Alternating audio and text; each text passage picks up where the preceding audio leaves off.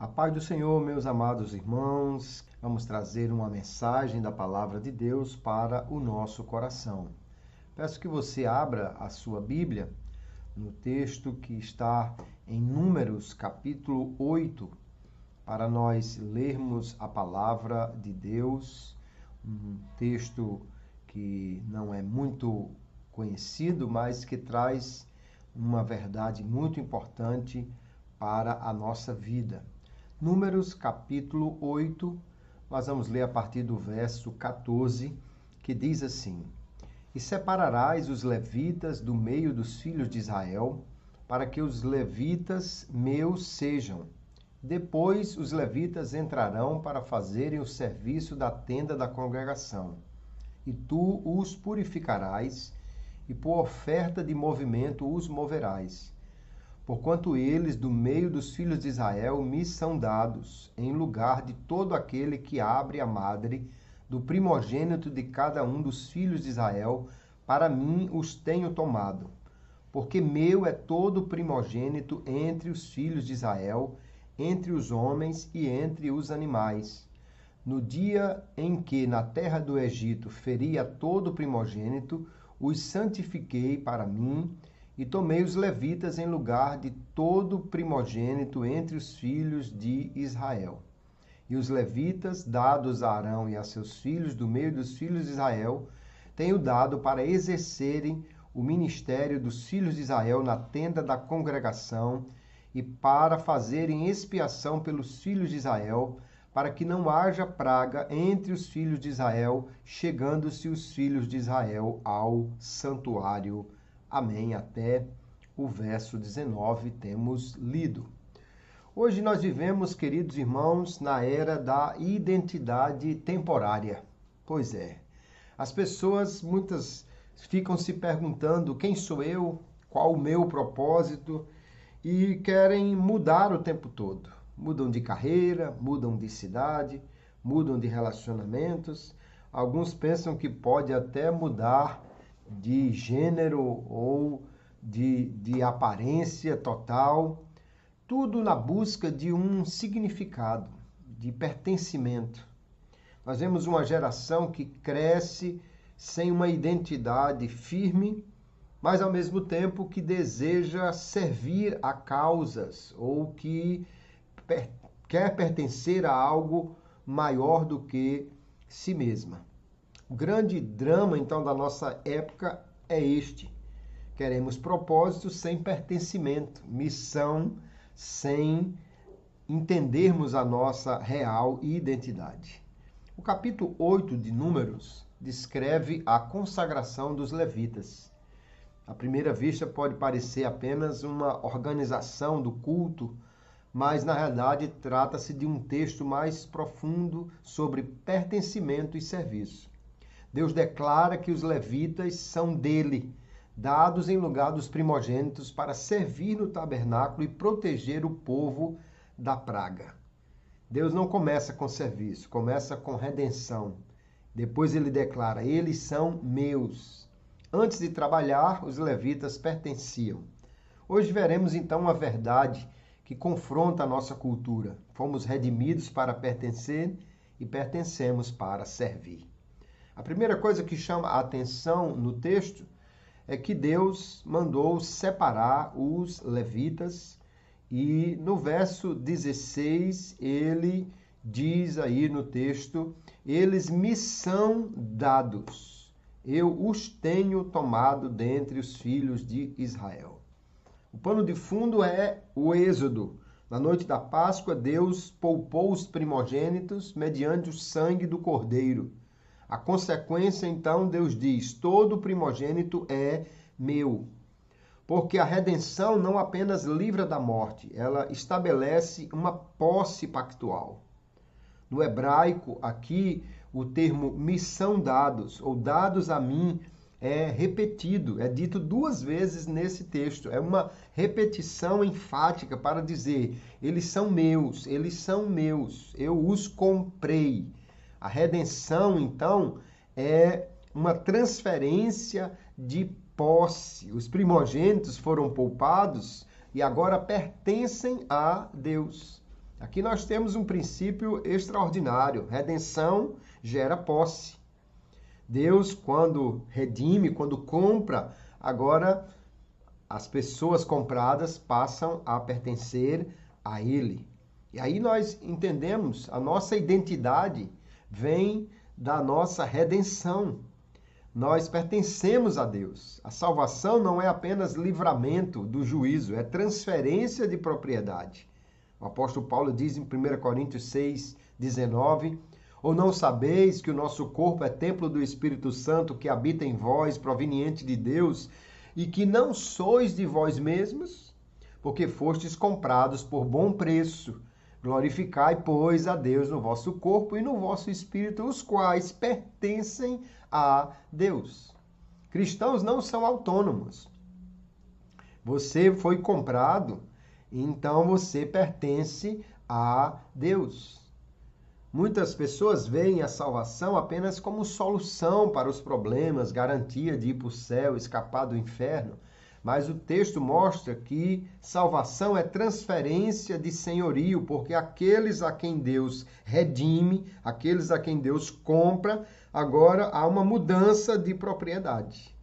Se você recebeu a Cristo como Salvador, Ele também é seu Senhor.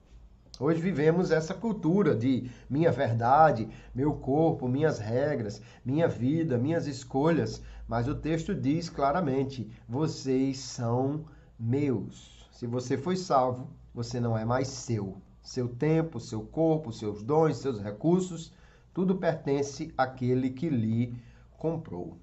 A segunda coisa interessantíssima no texto é que Deus comprou, separou agora eles para que eles pudessem servir. Os que foram comprados pertencem e são separados para servir. Separação, então, não é superioridade, é uma designação para uma tarefa específica.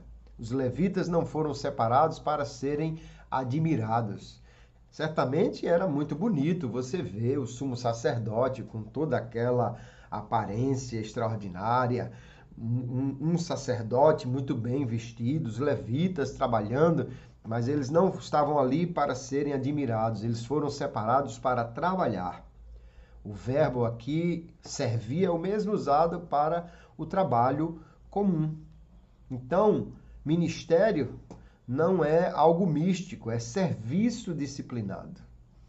Hoje muita gente enxerga a igreja como um produto religioso, um ambiente de consumo e de conforto, mas Números 8 nos mostra que aqueles que foram comprados por Deus são chamados para servi-lo. A pergunta então é, você está sentado ou você está servindo? Porque o princípio que nós encontramos aqui é este, quem pertence a Deus é chamado para servi-lo. Redenção não produz passividade, produz vocação. Então nós precisamos entender isso. Cristianismo não é consumo religioso, igreja não é plateia, é corpo de Cristo. E todo corpo precisa funcionar. Todos os salvos têm uma função, nem todos são levitas. A gente costuma chamar hoje, ou alguém chama de levita os que cantam, os que tocam, mas os levitas faziam todo tipo de serviço na casa de Deus. E Pedro diz, 1 de Pedro 2:9, mas vós sois a geração eleita, o sacerdócio real, a nação santa, o povo adquirido, para que anuncieis as virtudes daquele que vos chamou das trevas para a sua maravilhosa luz. Nós somos esse povo eleito, esse sacerdócio real, mas para servir. Separação do mundo é para servir no mundo, é missão funcional. Nós precisamos então perguntar, onde estamos servindo? Minha salvação já se transformou em vocação? A minha consagração é visível em serviço prático? Porque nós fomos chamados para servir. E a última questão que chama a atenção no texto, queridos, é que os levitas, eles foram tomados, foram comprados, foram separados, mas o seu serviço tinha uma função, era proteger a comunidade. Nós vamos ver que o texto diz claramente, o verso 19, os levitas, dados a Arão e seus filhos, no meio dos filhos de Israel, para fazerem expiação pelos filhos de Israel, para que não haja praga entre os filhos de Israel. O serviço visava a proteção.